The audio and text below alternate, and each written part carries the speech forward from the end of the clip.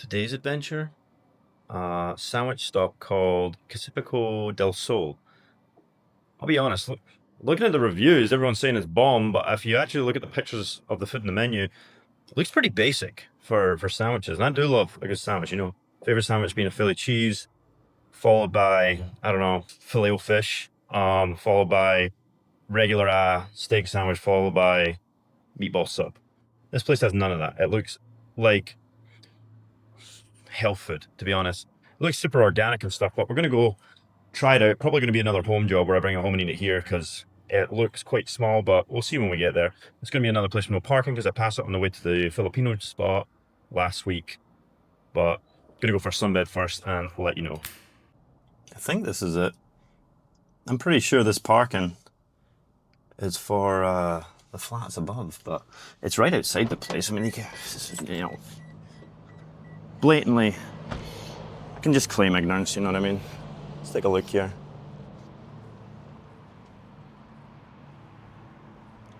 Cars right in front of it, can't really see what they have on the menu.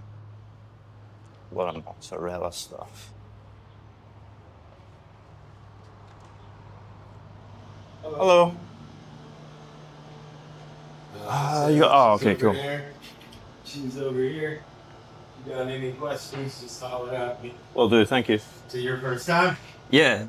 You want to try the mozzarella? Is that your most popular? Like the cheese. You want to try the mozzarella? Oh, just on its own? Nah, I'll just go Okay. whichever's the best seller. Would you say probably number one? Okay, Yeah. number one. You want prosciutto or serrano ham? Prosciutto, please. Thank you. Balsamic? Yes, please. Yeah. What's this for? So we San Pellegrino. I haven't wanted one of these in a while. Cool classic lemon. Yeah. It'll work.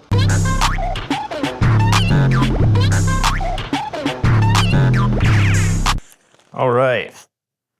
Sandwich time. You probably noticed when I was in there, no seating whatsoever. It's literally like a hole in the wall type place. So obviously I wasn't going to do the review there. Didn't feel like doing it in my car. So here we are. I'm going to just tilt this up a little. Yeah. San Pellegrino. They got a bunch of different flavors there. You saw that. I like the lemon one. I haven't had it in a long time. But it's kind of warm. That fridge wasn't really doing anything for it. So I'm going to actually grab a glass with ice to enjoy this a little more. Big ice cubes.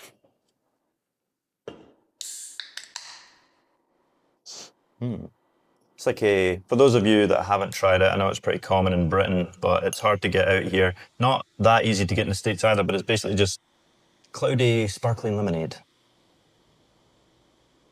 A little bit pissed. On the way back, I noticed down the road from me or just up the road from morning stand is a new food truck, which I'm happy about in a way because I kind of wanted to review that. I'm pissed that I didn't do it today. I didn't realize it was there. I saw when I was driving past, they had like brisket sandwiches and stuff. But what I'm most pissed about is that now all the people are going to park on the main road to go out and eat it because people think that's acceptable here. It's really, really annoying. But there wasn't anyone I drove past. They look kind of quiet too, so it might not be the best. Take a wee sip.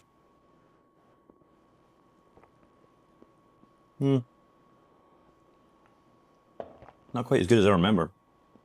But low cal. It's all real fruit juice. Light carbonated drink with Italian lemon juice. But let's get on to the meat and bread here, if you know what I'm saying. You notice when I was in there, not really, as I suspected, not really any other meats other than like, cured hams, Parma ham, prosciutto. Forget the name of the other one. And then in different cases, there's burrata cheese, mozzarella, which is what I got, and tomato. Like that's pretty much all their combinations of sandwiches are those three items, but just in like a different combination, I guess. So let's take a look. The vinaigrette smell is very strong. This cost me 2,280 yen. I don't know what that is. It's probably around $17, $15 mark. Not a particularly cheap sandwich. I suppose it did come with a drink, but that's not expensive. It's just a soda. But here we go. Look at the center. Tomatoes fell a bit the packaging a little bit. I can see the cheese, it's not melted. Strong vinaigrettes on there. Got some basil leaf. Some cured meats. I don't know if you can you see that? You got the side angle, right? You get the deal. Looks like salami and parmesan, or prosciutto as Americans call it, like he did in the store. That's another thing.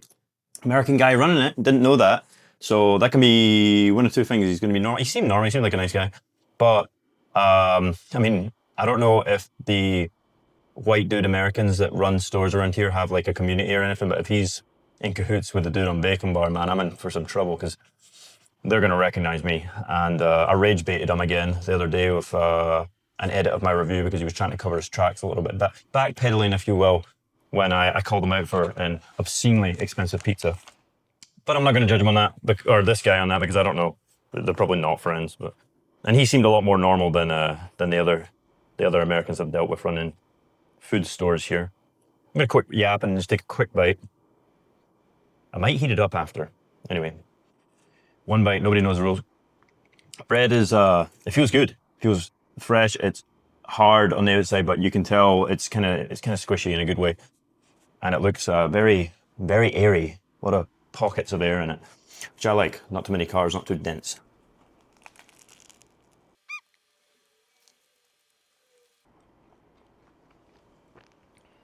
So, I like the vinaigrette.